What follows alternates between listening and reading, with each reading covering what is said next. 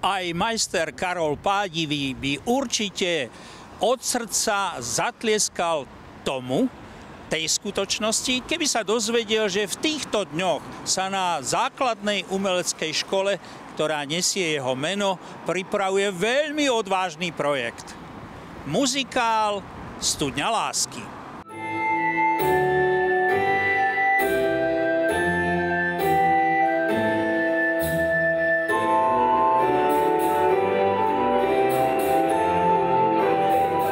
Raz niekedy v februári minulého roka, alebo možno ešte januári, sme si s Ľudom Kurucom, autorom hudby, telefonovali, lebo sa poznáme ešte zo študentských čias. A on hovorí, že počúvaj, však urobte môj muzikál na Zuške. On už napísal 2, Pinochio a Alica v krajine zázrakov. A mňa vtedy napadlo, že vieš čo, neurobíme muzikál, ktorý už je hotový, ale napíšeme spolu nový muzikál. No a skutočne tak sa aj stalo. Do 2 mesiacov bola hotová hudba, partitúra pre 37 členný orchester. Ľudo sa do toho zakúsol doslova. No a ja som vlastne prišiel s tým nápadom, oslovil som kolegov, že urobíme projekt, kde by sa zúčastnili všetky odbory na Zuške. Až po čase mi začalo dochádzať, že aké je to náročné dielo vôbec toto celé spáchať, pretože základné umelecké školstvo na Slovensku vlastne nemá vôbec priestor pre takýto žáner ako muzikál. My to nemáme v rozvrhu, my to všetko musíme robiť v podstate vo voľnom čase, takže je to skupina nadšencov, ktorí sa pokúšajú možno niečo nové vymyslieť.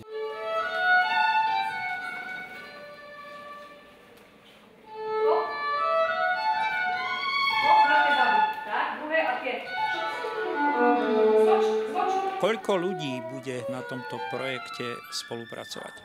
No, keby som to mal rátať, speváci, tanečníci, herci, muzikanti, myslím si, že tak 70 až 100 ľudí sa na tom celom bude podieľať.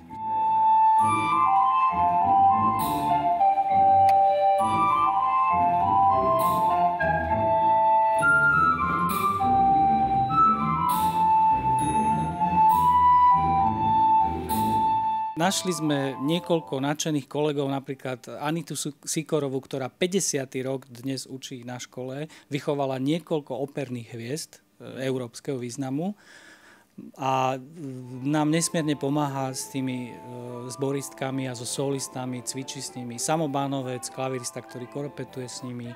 Ludvík Soukup, dlhoročný dirigent, bývalý šéf posadkovej hudby, ktorý si vzal na starosť orchester. Žanet Strhárska, ktorá napísala choreografiu, časť scenára a robí s hercami aj s tanečníkmi. No a ja som tu vlastne len taký človek, ktorý motivuje a ktorý spája ľudí.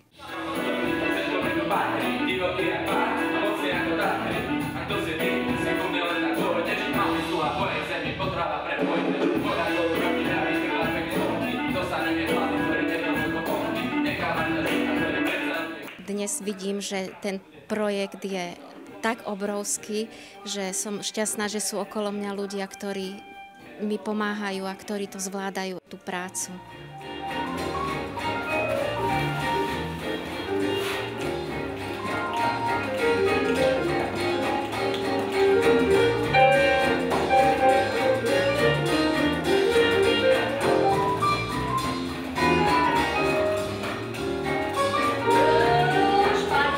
Vytvarníkov mám 7 v odbore vytvarnom a všetci priložili jej ruku k dielu, pretože bolo treba postaviť kulisy a ušiť kostýmy pre všetkých účinkujúcich tanečníkov a aj hlavné postavy.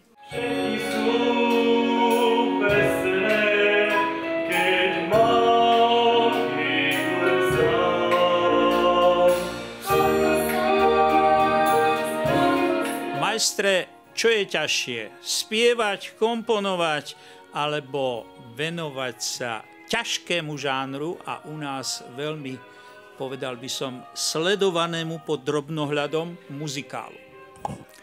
Na toto sa veľmi ťažko odpovedá, ale mne je blízke vždy tá cesta tej kvality a tej tej mravenčej práce to mi bolo vždy bližšie ako tie povrchné mainstreamové záležitosti. Takže možno práve preto aj vznikol tento muzikál. Keby som bol futbalový priaznivec, tak by som povedal, že toto je váš tretí, teda máte už muzikálový hat-trick. Ktorý z tých bol najťažší? Najťažší bol asi tento, pretože tu som stál pred vážnym rozhodnutím, pretože tie dva predtým muzikály, ktoré som urobil, Pinokio a Alica v krajine zázrakov, boli viac menej nahrávané v štúdiu ako hotové podmazy už pre spevákov. Ale toto bol konkrétne rozpis pre celý orchester, takže tu išlo už do tuhého a tu už naozaj ten orchester musí znieť tak, ako by mal orchester znieť muzikál. Ako sa vám páči táto interpretácia Fatimy, ktorú stelesňujete?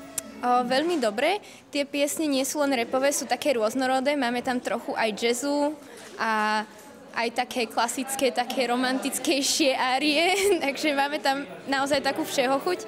Takže je to veľmi príjemné byť toho súčasťou. Keby vám povedali, že pre takúto kočku máte vykopať do hradnej skaly takú studňu, tak čo by ste na to povedali? By som vykopal aj raz takú. Myslím si, že je to veľmi zaujímavé na poli Zušky premiérovať muzikál so živým orchestrom, ktorý dnes už nerobí ani Nová scéna v Bratislave napríklad, ktorá už nemá vlastne de facto orchester. A navyše ešte premiéra podľa všetkého by mala byť priamo na Trenčianskom hrade, čo teda je už dosť veľká výzva a možno, že keď sa to podarí, tak to bude vlastne aj prvenstvo.